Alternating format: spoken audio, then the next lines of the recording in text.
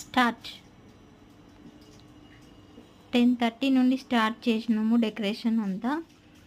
అంటే 9:30కే స్టార్ట్ చేసినాం అన్నమాట డెకరేషను. కొంచెం డెకరేషన్ అయితే రెడీ అయిందన్నమాట. ఇప్పుడైతే మా పాప కోసం డెకరేషన్ అనమాట. మా పాప బర్త్డే. ఇదంతా సర్ప్రైజ్గా చేస్తున్నాం మేము.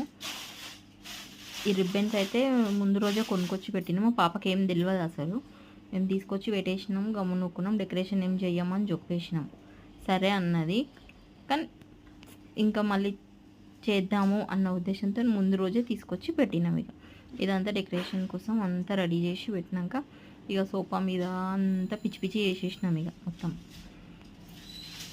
ఇవి ఊపాలే కదా, ఇవి ఊపేసరికి నోరు పోయింది అసలు. బెలూన్ కొట్టేది ఉండే మా దగ్గర, కానీ బెలూన్ ఊపేది ఉండే, అది పాడైపోయిందా ఏడుందా తెలియదు అసలు.